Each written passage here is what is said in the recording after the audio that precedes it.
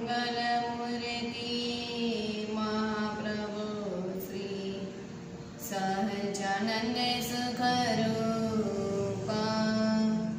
पति धर्म सुत श्री हरि समरु सरायणोप परम कृपाळु ज्योतमि श्री कृष्ण सरेवादीसा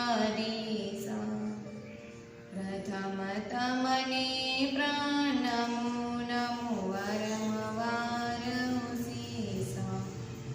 नमो वरमवारसीसा ओम श्री स्वामिनारायणाय नमो नमः श्री पूर्णपुरुषोत्तमाय श्री गणेशाय श्री सहजानंद स्वामिने नमो जय स्वामी।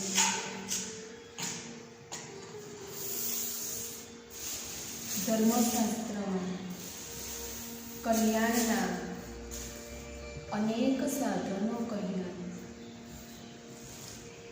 પણ ભક્તિના તુલ્ય તો કોઈ ના આવી શકે। ભક્તિના તુલ્ય કોઈ સાધન આવી શકે એવું નથી કે સૂર્ય આગળ અંધકાર ટકે જ નહીં, અગ્નિ આગળ શીતળતા ટકે નહીં, તેમ ભક્તિની આગળ અજ્ઞાન કે કાળ કર્મ માયા કામ ક્રોધાદિક દોષો ટકી શકતા નથી। જેમ દુઃખથી ઘેરાયેલો માણસને નિંદ્રાથી જ શાંતિ મળે છે। સૂઈ જાય તો જ એ માણસને શાંતિ, ઉઠે તો પાછા વારંવાર એ દુઃખની પીડા એને આજે યાદ આવ્યા કરતી હોય છે। તેમ આપણે લખ 84ના દુઃખોથી ઘેરાયેલા ને ભક્તિથી જ શાંતિ મળે છે। આપણે ભક્તિ ન કરીએ તો જીવને શાંતિ મળતી નથી। ભક્તિ કરીશું તો જ આપણને શાંતિ મળવાની છે, અને ભક્તિ છેલ્લા શ્વાસ સુધીને કરવાની જરૂર છે। ચાલુ જ રાખવું। ઘણા અમે તો પહેલાં બહુ કર્યું, પણ પહેલાં કર્યું તો એવું સાથોસાથ પાપ પણ થતું હોય છે। ઘણાને હજુ એવો ગર્વ હોય છે કે અમે તો બહુ કર્યું છે, પણ કર્યું છે એ તેની સાથે તમે જેટલું પાપ કરતા હોય એ ભક્તિ તમે કરો એ બરાબર। હવે શું તમારાથી પાપ નથી થતું? એ તો પહેલાંય થતું હતું ને આજે પણ થાય છે। એમ ભક્તિ પણ પહેલાં પણ કરી છે ને આજે પણ કરવાની જરૂર છે। આપણે પાપ એક પ્રકારનું નથી હોતું, મનથી થાય છે। વાચિક એટલે કોઈની વાત કરવા બોલવાથી પાપ થાય છે। ચાલતા જીવ પ્રાણીની હિંસા થતી હોય છે। જીના જીવ હોય છે, મકોડી હોય છે, કીડી હોય છે, એવા અસંખ્ય જીવજંતુ હોય છે, તો તેની પણ હિંસા થતી હોય છે, તો એ પાપ છે। તો એ પાપ ચાલુ ને ચાલુ રહે અને ભક્તિ બંધ થઈ જાય તો પાપનો ઘોડો ભરાઈ જતો હોય છે। સાથોસાથ ભક્તિ કરવાની તો છેલ્લા શ્વાસ સુધીને જરૂર છે અને ચાલુ રાખવી જ પડશે। આપણે જો પરમ પદને પામવા માટે ભક્તિ હરિની છે ભલી રે. હરિની ભક્તિથી જ આપણું ભલું થાય છે અને એની ભક્તિ કરવાથી જ આપણું સારું થાય છે. સર્વથી અને સર્વ થકી સરસ અને સારું કરી દઈએ કામ, એ એકલી જ ભક્તિ છે. ભક્તિથી સર્વથી સારામાં સારું અને સારું એવું કામ થાય છે. રાત્રિના અંધકારમાં જ્યારે તાળવો હોય છે ત્યારે સૂર્યનારાયણ હોય તો અંધકાર ટકી શકતો નથી. રાત્રિના અંધકારને સૂર્યનારાયણ જ એકલા કાપે છે. કોઈ ચંદ્રમા કે તારાની કોઈની પણ જરૂર નથી. તેમ મોક્ષ માર્ગમાં એકલી ભક્તિ જ કાફી છે. ભક્તિ કરો અને તમારે બધું જ આવી જાય છે. પણ ભક્તિ આશા વગરની કરવાની જરૂર છે. ભક્તિ એકેવી છે, સૂરજ સમાન છે કે એને અહમતાને મમતાનું જે આપનામાં અંધારું થઈ ગયું છે તે ભક્તિથી જ ટળે છે. ભક્તિથી જ પ્રકાશ થાય છે. અંધારું હોય પણ સૂર્યનારાયણ આવે તો જ એ અંધારાને એ દૂર કરી શકે છે. એમ આપનામાં અહમ મમતા રૂપી અંધારું થઈ જાય છે. અંધારાને આપણે ટાળવું હોય, અંધારાને નાશ કરવું હોય તો આપણે ભક્તિ કરવી પડશે. ભક્તિથી આપનામાં પ્રકાશ થશે અને એ અંધકારનો નાશ થશે. જ્યાં સુધીને ભક્તિ ન કરીએ ત્યાં સુધીને આપનામાં અંધકાર છવાયેલો રહે છે. અંધારું હોય એટલે ખોટું કાર્ય થાય, સાચું કાર્ય થતું નથી. અંધારું એ આપણને ભગવાન તરફ લઈ જાય નહીં. અજવાળું આપણામાં એવો પ્રકાશ થશે ભક્તિ રૂપી તો એ આપણને ભગવાન સુધીને પહોંચાડી શકશે. સત્સંગમાં કેમ રહેશો તો સુખી થશો. કેવી રીતે રહેવું એ છે કે દુર્બળતાને દીન રહેવું, દુર્બળતા અને દીન રહેવું, અને ગરીબને ગરજુ થઈને રહેવાની જરૂર છે. એટલે સત્સંગના ખપ રાખવો. સત્સંગમાં રહેવું છે તો સત્સંગનો ખપ રાખવો પડશે. જીવવું હોય તો ભોજનનો કેવો ખપ છે. જો ભોજનનો ખપ ન રાખે તો જીવી શકાય છે? ન જીવી શકાય. હમણાં બધા જ એવું કે ઉપવાસ ન કરશો, ઉપવાસ ન કરશો.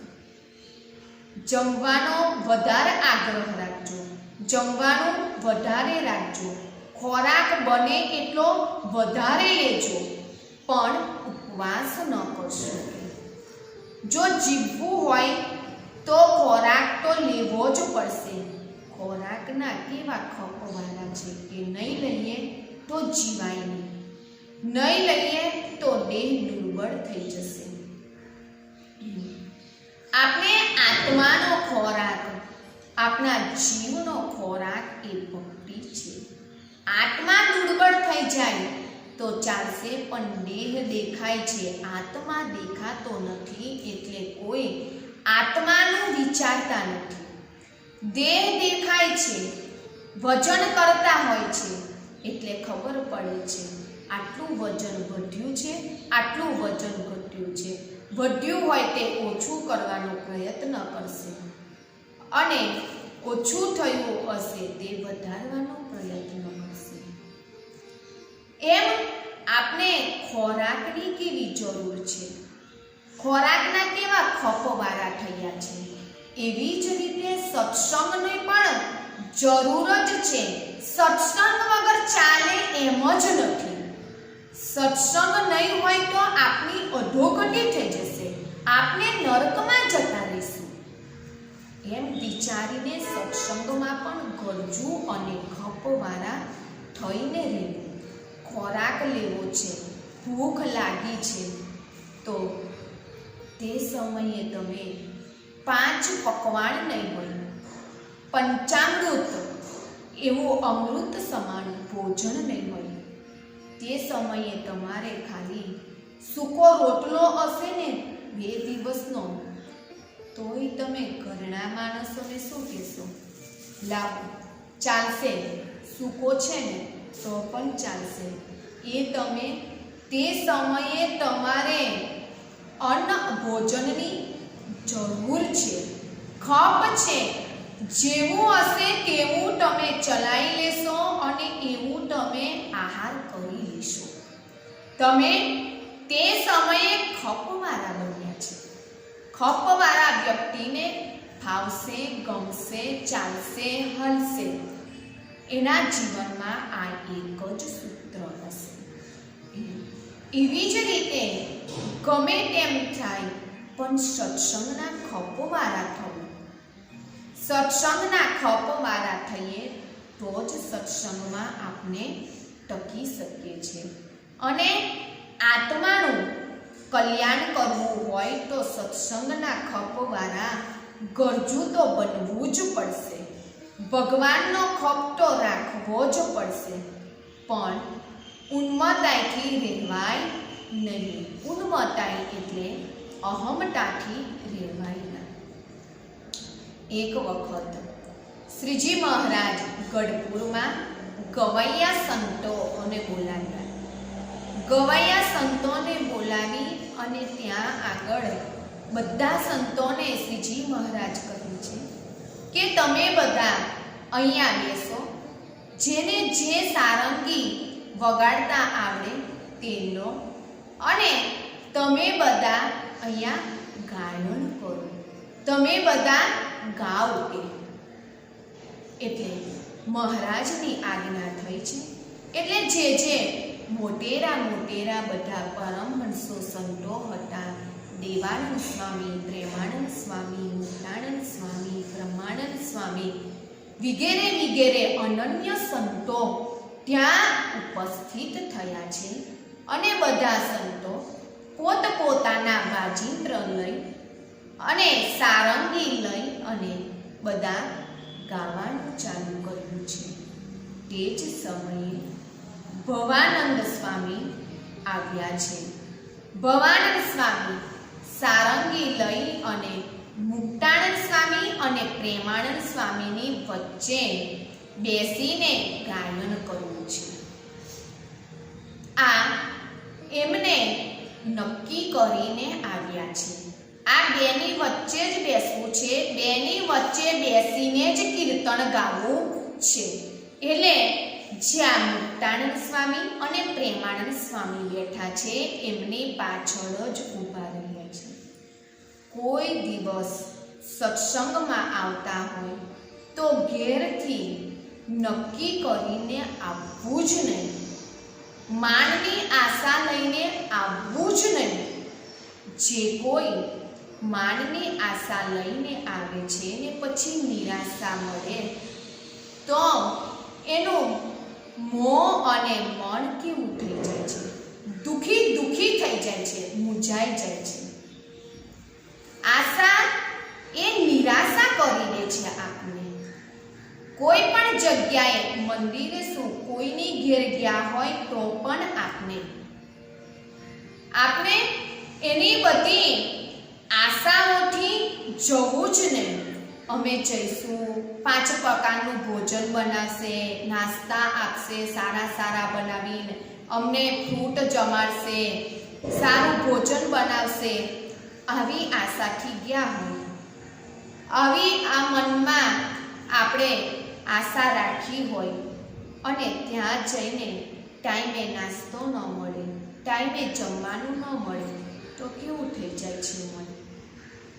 કે અમે તો કેવી આશાએ લઈને આવ્યા હતા, કેવી આશાથી બંધાયા હતા અને અહીંયા તો જુઓ કંઈ જ નથી. કે ચાના ટાઈમે ચા નથી તો નાસ્તો શું મળે? કે નાસ્તાના ટાઈમે નાસ્તો નથી તો ભોજન શું મળે?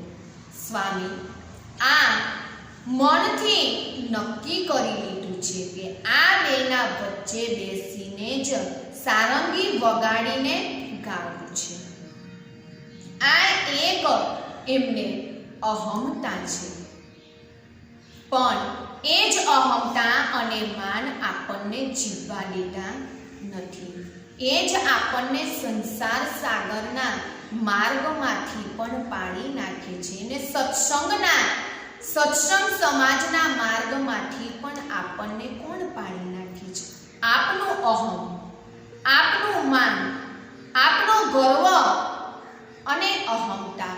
આ જ વસ્તુ આપણને સત્સંગમાંથી પણ પાડી નાખે છે. કારણ કે તમે એવો અહમ રાખ્યો છે, અમને એવો અહમ છે, આ બે જણ મને જગ્યા આપે અને હું ત્યાં બેસું. પણ એવો ખોટો અહમ રાખવાની કોઈ જ જરૂર નથી. અમને જગ્યા આપી ના, કીધું ના, અને આ ઊભાને ઊભા જ રહ્યા છે.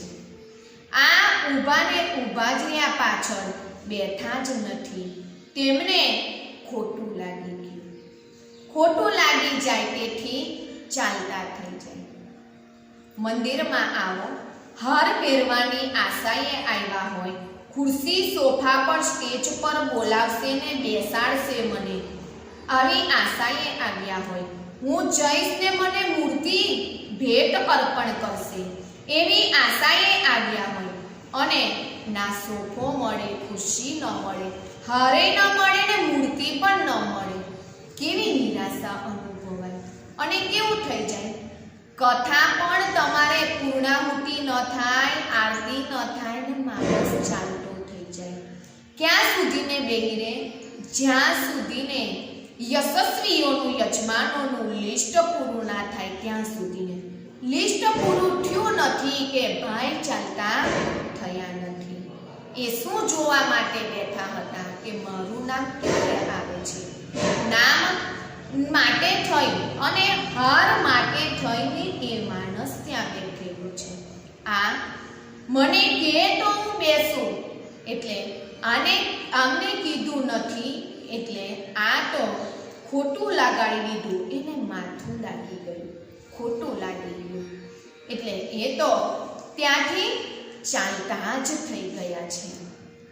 ત્યારે સત્સંગની મા સમાન કયા સંત હતા? સત્સંગની મા સમાન મા દીકરીને, દીકરાઓને કેવી શિખામણ આપે છે, કેવું ઘર કરાવે છે કે જીવનમાં ગમે તેવું દુઃખ પડે પણ ઘરનો ત્યાગ થાય નહીં. એમ મુક્તાનંદ સ્વામી સત્સંગની મા કહેવાતા હતા. મુક્તાનંદ સ્વામી તે સમયે આ ભવાનંદ સ્વામીને સમજાવી રહ્યા છે. સત્સંગમાં ગમે તે પણ થાય, માન અપમાન થાય, હર્ષ શોક થાય, હાનિ પહોંચે, પણ સત્સંગને મૂકીને જવાય નહીં. મુક્તાનંદ સ્વામી તો હાથ ઝાલીને આગ્રહ કરીને આજે શ્રીજી મહારાજ પાસે લઈ જાય છે. શ્રીજી મહારાજ ને મુક્તાનંદ સ્વામી બે મહારાજ હતા, તે બે મેન વડીલ તરીકે કહેવાતા હતા. તો સત્સંગ ને બંને ઉજ્જન થઈ અને આવી રીતે દેખભાળ રાખતા હતા. શ્રીજી મહારાજ કહે છે, ઘણું સમજાવે છે છતાં પણ સમજ્યા નહીં. શ્રીજી મહારાજ કહે છે કે સત્સંગમાં તમે તો અને સત્સંગમાં અને સંગીતમાં તો તમે કુશળ છો કે સત્સંગમાં રહેશો અને તમારી કળા પણ કે સત્સંગને ઉપયોગી બનશે કે સત્સંગનો ત્યાગ કરીને જવાય જ નહીં કે સત્સંગનો ત્યાગ કરીને જવું એ ઠીક પણ નથી કે સત્સંગમાં અતિ ગરજુ થઈને રહો કે આ શ્રીજી મહારાજના વચન છે. આ શ્રીજી મહારાજની આજ્ઞા છે, શબ્દ છે, પણ બીજાને સંગીત શીખવાડો એમાં જ અમારો રાજીપો છે કે શ્રીજી મહારાજ કે અહીંયા જ સત્સંગમાં રહો, સત્સંગને જ ઉપયોગી બનો કે આપણે બહાર જવું નથી. અહીંયા જે નાના નાના આ સંતો છે એ સંતોને તમે આ સંગીત શીખવાડો કે આ સંગીત તમારે સારું છે કે શ્રીજી મહારાજ ઘણું એમને સમજાવે છે. પણ એક વખત માણસના જીવનમાં માન આવી ગયું પછી એ કોઈનો ન થાય, એકનો બેનો થાય. ગમે તેટલું સમજાવો ને આપણે નથી કહેતા હવે સમજાવવામાં કોઈ જ માલ નથી. ભગવાન પણ ઉપરથી નીચે આવે ને તો પણ એ વ્યક્તિ હવે માને જ નહીં. ના એટલે ના. એક વખત એની એક નસ જ ખેંચાઈ ગઈ અને એક જ નસ કામ કરી ગઈ પછી એ થાવે તેવી વ્યક્તિ હોય, એ સંત હોય કે ભગવાન હોય કે સગા સંબંધી હોય, કોઈનું જ માને નહીં. એની એક નસ જ કામ કરી જાય. આપણે એવું કહીએ એમ આ ભગવાન શ્રીજી મહારાજ આજે અક્ષર ભુવનના અધિપતિ સ્વામિનારાયણ ભગવાન હજના હજુર સમજાવે છે, મુક્તાનંદ સ્વામી સમજાવે પણ માનતા જ નથી. ત્યારે ભવાનંદ સ્વામી કડકાઈથી શબ્દ બોલ્યા, કટાક્ષ મારીને શબ્દ બોલ્યા. આ બધા ગવૈયા કરતો તો હું તો કે ઉસ્તાદ છું કે આ બધા કરતો તો મને વધારે આવડે છે અને મારા જેવો તો કોઈ જ ગવૈયો નથી કે તમે અમારી ક્યાં કદર કરો છો કે ભગવાનને આવું કહે છે કે અમારી ક્યાં કદર કરો છો. હું સંગીત ગાઈને મોટા મોટા રાજાઓને રીઝવીશ અને મારો નિભાવ કરી લઈશ. હવે મારે સત્સંગમાં રહેવું જ નથી કહેતો. મોટા મોટા રાજાઓની ત્યાં ગાવા જાય પછી રાજાઓની ભેટ થોડી થોડી હોય. રાજાની ત્યાં ગાય અને રાજાની કવિતા કરે ને રાજાની સમક્ષ ગાય એટલે રાજા પછી થોડી ઘણી ભેટ અર્પણ ન કરે. કેવી ભેટ પછી અર્પણ કરે કે એટલે હું તો મોટા મોટા રાજાઓને રાજી કરીશ. પણ રાજાના પણ મહારાજા એવા રાજાધિરાજ આ ભગવાન છે એને જ રાજી કરી લો ને. એ મળ્યા છે એને શું કામ છોડીને જાઓ છો? એને રાજી કરી લેશો તો બધા જ પૃથ્વી પરના રાજા રાજી જ થઈ ગયા છે. આ કળા તમને કોણે આપી છે? શ્રીજી મહારાજે આપી છે. ભગવાનને એ બુદ્ધિ અને કળા આપતોય આવડે છે અને ભગવાનને એ બુદ્ધિ અને કળા છીનવી લેતા પણ આવડે જ છે. ભગવાને કર્ણને આજે બુદ્ધિ આપી હતી પણ કેવા સમયે એને બુદ્ધિ પણ ભૂલવી દીધી છે. બુદ્ધિ એની છીનવી લીધી છે કે જે સમયે એને જરૂર હતી પણ ભગવાને તે સમયે એની બુદ્ધિ પણ લઈ લીધી છે. ભગવાનને એવું આપતા પણ આવડે છે અને લેતા પણ આવડે જ છે.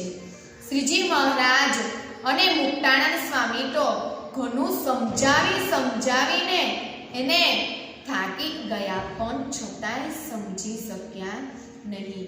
અહંકાર માણસને અવળું જ સૂઝવા દે. અહંકાર કોઈ દિવસ માણસને સવળું સૂઝવા દે જ નહીં. અહંકાર જેવું આપણા જીવનું ખરાબ કરે છે, જેવું જીવનું નુકસાન કરે છે એવું કોઈ જ નથી કરતું. અહંકાર આપનું જ ખરાબ કરે છે, બીજાનું તો કંઈ જ નથી થયું. મહારાજનું કંઈ ખરાબ નથી થયું અને મુક્તાનંદ સ્વામીનું પણ કંઈ ખરાબ થયું નથી અને મુક્તાનંદ સ્વામીનું ખરાબ થવાનું નથી. છોડીને કોણ જાય છે? એ જાય છે ભગવાનને, સંતોને ને સત્સંગને. એ છોડીને જાય છે અને 6 જ મહિના થયા છે અને 6 મહિના પછી એમને પટનો રોગ થયો. પટનો રોગ એટલે હાથના બધા આંગળા વળી ગયા. આંગળા વળી જાય અને બોલાય ના અને પગે પણ ચલાય ના એવો પટનો રોગ થઈ જાય છે. એ પટના રોગથી કોઈ સારંગી વિના બગાડી પણ ન શકાય અને ગાઈ પણ શકાય એવું નહોતું. અને કહેતા હતા કે મોટા મોટા રાજાઓને રીઝવીશ, પણ તમારી પાસે એ કળા જ રહી નહીં. કળા રહી નહીં તો તમે રાજાઓને કેવી રીતે રાજી કરી શકવાના? આ જ સમયે જો શ્રીજી મહારાજ સાથે હોય તો પટનો રોગ હોય તેને પણ શ્રીજી મહારાજ કાઢી શકે છે. શ્રીજી મહારાજ ધારે તે કરી શકે તેમ છે. આ રાજાઓ શું કરી શકે? કંઈ જ ન કરી શકે. પોતાની પાસે જે ભેટ હોય તે જ આપી શકે. રાજાઓની ભેટો લેવા માટે એ ગયા છે. આ અહમ એમને લઈ ગયું છે. જ્યારે આ હિન્દીપુર રામ પ્રતાપભાઈ નોકરી કરતા હતા અને યુદ્ધની લડાઈ હતી ત્યારે ઘનશ્યામ મહારાજ એમના પછી 1 વર્ષે ગયા છે અને મહારાજ થકી રામ પ્રતાપભાઈની જીત થઈ છે. તો રાજાઓએ આજે સોના મોહરોના દાન આપ્યા અને એ સમયમાં 5000 રૂપિયા આપ્યા હતા. રાજાઓ આપી આપીને શું આપે? આ લોકની વસ્તુ પદાર્થ જ આપી શકે. એ કાયમ રહેતી નથી. પણ આ મહારાજ પાસે રહ્યા હોય તો મહારાજ આવો કોઈ જીવનમાં દુઃખ આવતું હોય તેને પણ એ ટાળી શકે છે. પછી આ પટનો રોગ થયો છે. હાથમાં વીણા પણ જલાય નહીં તો સંગીત કઈ રીતે કરી શકે? બહુ દુખી થઈ ગયા છે અને પસ્તાવાનો તો પાર જ નથી. એક અહંકારને કાઢી નાખ્યો હોય તો ભવ પણ ન બગડે અને જે કંઈ પોતાની પાસે કળા હતી એ કળા પણ રહી. પણ અહંકારે બધું ગુમાવ્યું. કેને? એકને કાઢવાની જરૂર છે. જ્યાં કીડિયાળાનો રોગ થઈ ગયો હોય એટલું અંગ કાપી નખાય. જો આંગળીના ટેડવે થયો હોય તો આંગળીનું ટેડવું કાપી નાખવું જોઈએ. કાપે ના તો આગળ વધતો એક હાથ કાપી નાખવો પડે. એમ આપણામાં એક આવો અયોગ્ય સ્વભાવ હોય તો સ્વભાવને આપણે કાઢવાનો પ્રયત્ન કરવો જોઈએ કે એ આપણે આખા જીવનું બગાડી નાખે એવું ન કરાય. અમને અહંકાર કાઢી નાખ્યો હોત તો જીવનું બગડે જ ન. તમે તે દિવસે જોયું ને કે 2 સંતો હતા. ભજન ન કર્યું અને ખાધું તો બળદનો અવતાર આપ્યો છે એમને. તો એ પણ સંત હતા. આ પણ ભવાનંદ સ્વામી સંત હતા. આમને અહંકાર ન કાઢ્યો. અહંકાર ન કાઢે તો 6 મહિના પછી કેવો પસ્તાવાનો વારો આવ્યો. જો સંત જેવા સંતોને પણ આવું થતું હોય સ્વભાવથી તો આપણે તો સામાન્ય મનુષ્ય છીએ. જો આપણે એ સ્વભાવને લઈને ફરીશું તો આપણી સાથે કેટલું ખરાબ થશે એ જ આપણે વિચારવાની અને જોવાની જરૂર છે. શેષ કથાને આપણે આવતીકાલે શ્રવણ કરીશું. સહજાનંદ સ્વામી મહારાજની જય. શ્રી કૃષ્ણ બલદેવ રેવતી માત કી જય. શ્રી હરિ કૃષ્ણ મહારાજની જય. શ્રીપતિમ શ્રીધરમ સર્વદેવેશ્વરમ ભક્તિધર્માત્મજં વાસુદેવમ હરે માધવમ કેશવમ કામદમ કારણમ શ્રી સ્વામિનારાયણમ નીલકંઠમ ભજે. શ્રી સહજાનંદ સ્વામી મહારાજ